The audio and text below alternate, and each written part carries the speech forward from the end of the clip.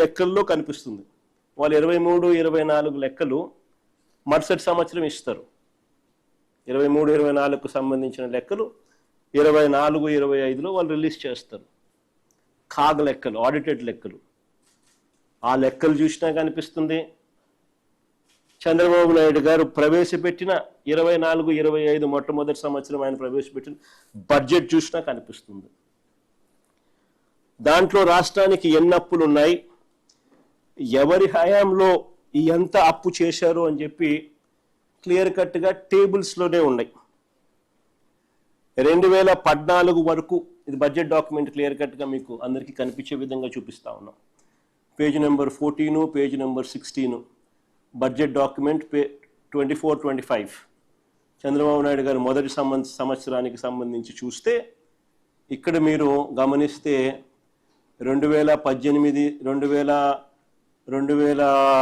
మన హయాం చివరికి అంటే 2023, 24కు సంబంధించి చూస్తే పబ్లిక్ డెట్ అవుట్ స్టాండింగ్ 4,91,734 కనిపిస్తుంది. తర్వాత గవర్నమెంట్ గ్యారంటీస్ అవుట్ స్టాండింగ్ అనేది పేజ్ నెంబర్ 16లో కూడా 23-24లో మరో 1,54,797 కోట్లు కనిపిస్తుంది. అంటే ఈ రెండు కలిపితే రాష్ట్రానికి సంబంధించిన వైఎస్ఆర్సీపీ ప్రభుత్వ హయాం ముగిసే నాటికి రాష్ట్రానికి సంబంధించిన అప్పులు ఎంత అని చెప్పి. సిమిలర్లీ చంద్రబాబు నాయుడు గారి హయాం ముగిసే నాటికి అంటే వైఎస్ఆర్సీపీ అధికారంలోకి వచ్చే నాటికి చంద్రబాబు నాయుడు గారి హయాం ముగిసే నాటికి చంద్రబాబు నాయుడు గారి హయాంలో రాష్ట్రానికి సంబంధించిన అప్పులు ఎంత అని చెప్పి అవి కూడా రాస్తారు. 2018-19కి సంబంధించి పబ్లిక్ డెట్ అవుట్ స్టాండింగ్ 2,57,000 చిల్లర కోట్లు అక్కడ కనిపిస్తుంది. పేజ్ నెంబర్ 14లో గవర్నమెంట్ గ్యారంటీస్ అవుట్ స్టాండింగ్లో 2018-19కి సంబంధించి 55,508 కోట్లు ఇక్కడ కనిపిస్తుంది. ఈ రెండు యాడ్ చేస్తే చంద్రబాబు నాయుడు గారి హయాంలో వైఎస్ఆర్సీపీ ప్రభుత్వం రాక మునుపు 3,90,247 కోట్లకు చంద్రబాబు నాయుడు గారి హయాంలోనే అప్పులున్నాయి. చంద్రబాబు నాయుడు గారు ఇదే విధంగా కింద కాగ్ లెక్కలు చూసినా కూడా ఇదే విషయాలే మీకు కనిపిస్తాయి. 2023-24లో ఒక 3,000-4,000 కొంచెం తక్కువ కనిపిస్తుంది. బట్ అదర్వైజ్ కాగ్ లెక్కలు కూడా అవే కనిపిస్తూ ఉన్నాయి. వైఎస్ఆర్సీపీ హయాంలో ఎంత అప్పులు జరిగినాయి, చంద్రబాబు హయాంలో ఎంత అప్పులు.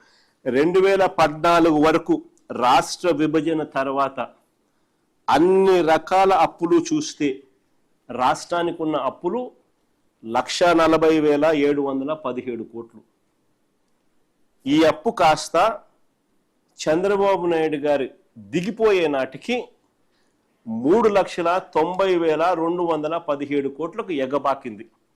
అంటే చంద్రబాబు నాయుడు గారి హయాంలో 2014 నుంచి 19 మధ్య 2,49,350 కోట్లు ఆయన అప్పు చేసినాడు.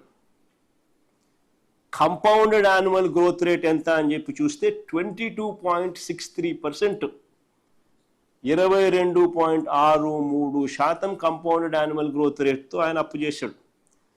మా హయాంలో చంద్రబాబు నాయుడు గారు ఎండింగ్ పాయింట్ 3,90,247 కోట్లు అక్కడి నుంచి మేము స్టార్ట్ అయితే మా హయాంలో అది కాస్త 7,21,917 అన్ని రకాల అప్పులు లెక్కేసుకుంటే అంటే క్లియర్ కట్గా రాసినారు చూడండి. 4 లక్షల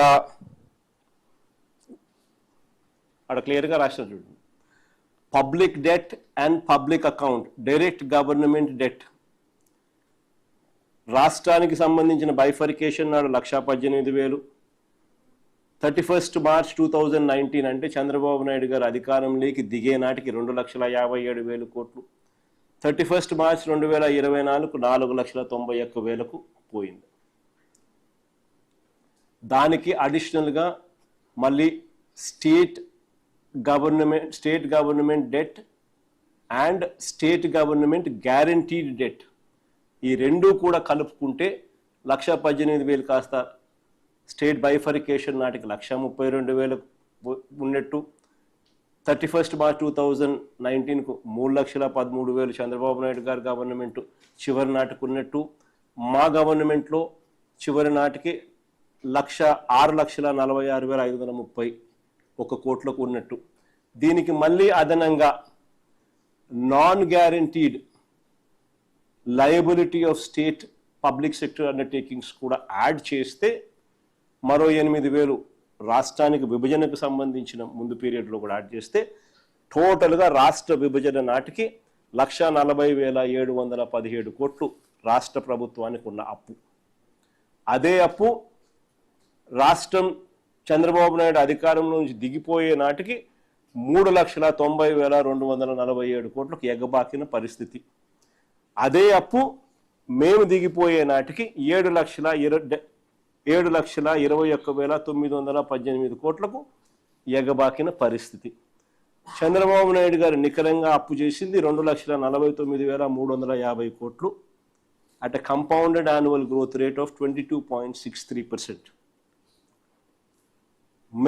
మేము చేసిన నికర అప్పు 3,31,671 కోట్లు at a compounded annual growth rate of only 13.57%.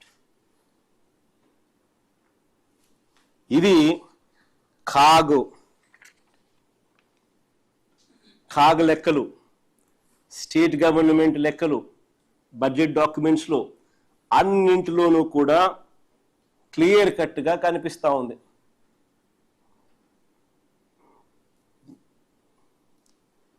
కానీ చంద్రబాబు నాయుడు గారు మాత్రం టేప్ రికార్డర్ ఆన్, గోబెల్స్ ప్రచారం ఆన్.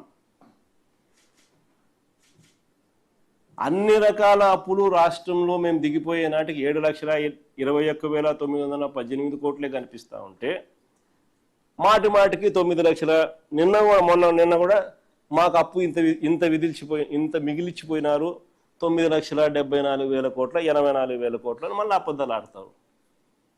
ఎందుకు అబద్ధాలు ఆడాలి? అలా తప్పు కదా. అట్లా అబద్ధాలు ఆడడం, మోసం చేయడం. బాధ్యత గల స్థానంలో ఉన్నప్పుడు మనం బాధ్యత తీసుకొని నిజాలు చెప్పాలి తప్ప, బాధ్యత తీసుకొని బాధ్యత గల స్థానంలో ఉండి ఇలా అబద్ధాలు ఆడడం ఎంతమంది కరెక్టు? ఈ ప్రభుత్వం చేసిన అప్పులు కూడా